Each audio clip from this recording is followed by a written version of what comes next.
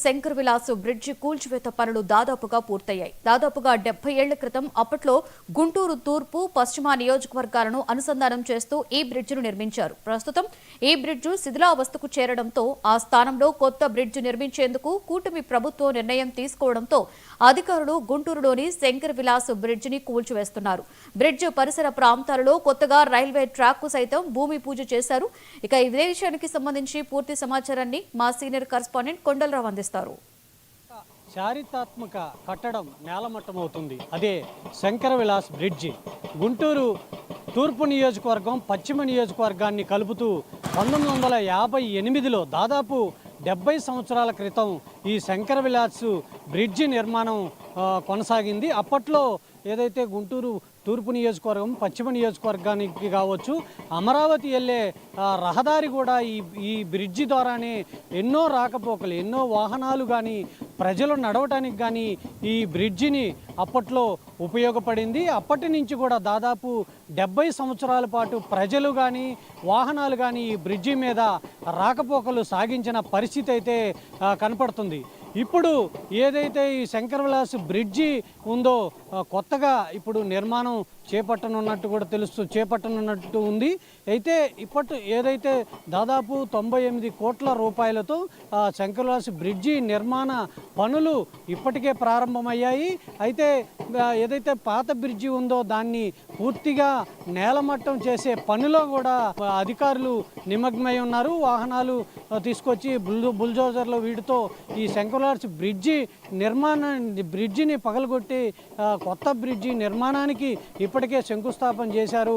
ఈ శంకుస్థాపన చేసిన నేపథ్యంలో ఇక్కడ అన్ని పనులు కూడా జరుగుతున్నాయి. ఇదే మనం చూడొచ్చు, ఇక్కడ శంకర విలాస్ బ్రిడ్జి నిర్మాణం కొనసాగుతుంది. ఇప్పటికే ఏదైతే పిల్లరు గుంటూరు పశ్చిమ నియోజకవర్గం సైడు 2 పిల్లర్లు ఇప్పటికే నిర్మాణం చేపట్టారు. ఈ పిల్లర్లు ఇప్పటికే స్టార్ట్ అయినాయి. గుంటూరు తూర్పు నియోజకవర్గం వైపు నుంచి కూడా ఒక పిల్లరు నిర్మాణం చేపట్టారు. మొత్తంగా శంకర విలాస్ బ్రిడ్జి, కొత్త బ్రిడ్జి నిర్మాణానికి శంకుస్థాపన చేసి పనులు కూడా పూర్తవుతున్న నేపథ్యం. దాదాపు 2 సంవత్సరాల పాటు ఈ బ్రిడ్జి నిర్మాణం కొనసాగే విధంగా కూడా ప్రణాళిక రూపొందిస్తున్నారు. ఇప్పటికే పాత బ్రిడ్జి ఏదైతే ఉందో దాదాపు 70 సంవత్సరాల క్రితం కట్టిన 1958లో కట్టిన ఈ బ్రిడ్జిని అప్పుడు ముఖ్యమంత్రి నీలం సంజీవరెడ్డి గారు అప్పట్లో ప్రారంభించారు. ఆ బ్రిడ్జిని ఈరోజు నేలమట్టం అవుతుంది. బ్రిడ్జి పూర్తిగా ఆనవాళ్ళు దెబ్బతినే విధంగా కూడా పూర్తిగా ఈ బ్రిడ్జిని కూల్చేస్తున్న పరిస్థితి అయితే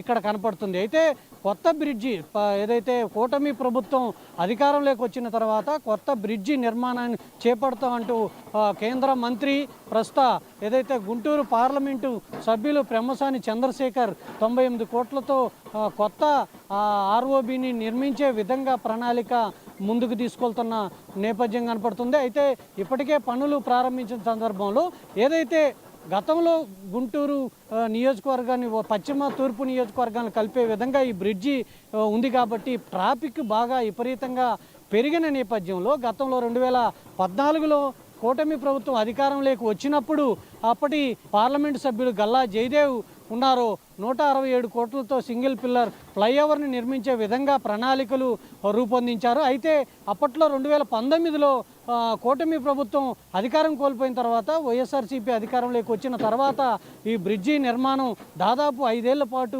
ఊసే ఎత్తని పరిస్థితి కనపడింది. అయితే ఎన్నికల ప్రచారంలో 2024 ఎన్నికల ప్రచారంలో గుంటూరు పార్లమెంటు సభ్యుడు పెమ్మసాని చంద్రశేఖర్ ఖచ్చితంగా ఈ ఆర్ఓబిని నిర్మించి తీరుతానంటూ కూడా కేంద్ర ప్రభుత్వంతో నిధులు తీసుకొచ్చి 98 కోట్ల రూపాయలతో ఆర్ఓబిని నిర్మించే విధంగా ప్రణాళిక రూపొందిస్తుంది. అయితే ఏదైతే ఇప్పుడున్న శంకర విలాస్ బ్రిడ్జి పడగొట్టిన సందర్భంలో ట్రాఫిక్ ఎటువంటి అవాంతరీయ సంఘటనలు జరగకుండా ప్రజలకు ఎలాంటి ఇబ్బంది లేకుండా కూడా ఏదైతే 3 అంతుల వైపు నుంచి కావచ్చు, పట్టాపురం ఫ్లైఓవర్ మీద కావచ్చు, పట్టాభిపురం ఆర్యూబీ నుంచి కూడా రాకపోకలు జరుగుతున్నాయి. ప్రజలకు ఎలాంటి ఇబ్బందులు లేకుండా ట్రాఫిక్ను మళ్లించి దాదాపు 2 సంవత్సరాల పాటు ప్రజలు అటు 3 అంతుల వైపు కావచ్చు, ఇటు పట్టాపురం వైపు కావచ్చు వెళ్ళే విధంగా కూడా అన్ని ఏర్పాట్లు చేశారు. ట్రాఫిక్కి ఎలాంటి ఇబ్బంది లేకుండా అధికారులు అన్ని విధాల ఏర్పాట్లు చేసిన సందర్భం కనపడుతుంది. ప్రశాంతంగా ఈ బ్రిడ్జి మీద నిర్మాణం జరిగిన తర్వాత తర్వాత బ్రిడ్జి మీద ప్రయాణించవచ్చు అంటూ కూడా కేంద్ర మంత్రి పెమ్మసాని చంద్రశేఖర్ చెప్పిన నేపథ్యం ఉంది. అయితే పెమ్మసాని చంద్రశేఖర్ ఆధ్వర్యంలో గుంటూరు ఈస్ట్ నియోజకవర్గం, పశ్చిమ నియోజకవర్గం, తూర్పు నియోజకవర్గం ఎమ్మెల్యేలు, గుంటూరు నగర మేయర్ అందరూ కలిపి పట్టుదలతో, కృషితో ఏదైతే ఈ గుంటూరు శంకర్లాస్ ఫ్లైఓవర్, ఆ కొత్త ఫ్లైఓవర్ నిర్మాణానికి శ్రీకారం చుట్టారు. అయితే కొన్ని అవాంతరాల సంఘటనలు జరిగినప్పటికీ కూడా అందరినీ ఒప్పించి కేంద్ర మంత్రి పెమ్మసాని చంద్రశేఖర్ ఖచ్చితంగా ఏదైతే ప్రజలకి తెలుగుదేశం కూటమి ప్రభుత్వం అధికారంలోకి వచ్చిన తర్వాత ఆర్ఓబిని నిర్మిస్తానని చెప్పిన నేపథ్యంలో ఖచ్చితంగా నిర్మించి తీరుతామని శపథం చేసి మరి ఈ బ్రిడ్జి నిర్మాణానికి శ్రీకారం చుట్టారు. ఇప్పటికే ఏదైతే శంకుస్థాపన చేశారు, 2 పిల్లర్లు గుంటూరు పశ్చిమ నియోజకవర్గం వైపు, 1 పిల్లరు తూర్పు నియోజకవర్గం వైపు వేశారు.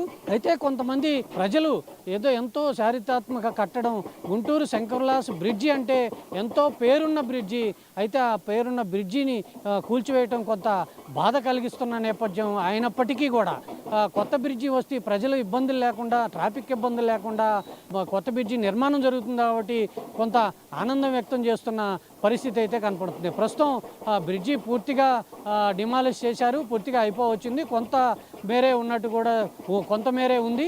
మిగతా ఏదైతే ఈ రైల్వే బ్రిడ్జి వైపు ఉన్న ఈ బ్రిడ్జిని కూడా పూర్తిగా తుమాలు చేసి ఏదైతే పనులు ఊపందుకునే విధంగా కూడా చర్యలు తీసుకునే విధంగా కూడా అధికారులు అయితే అడుగులు ముందుకు వేస్తున్నట్టు పరిస్థితి అయితే కనపడుతుంది. కెమెరా పర్సన్ పవన్తో కొండలరావు, గుంటూరు శంకర్లాస్ ఫ్లైఓవర్ నుంచి.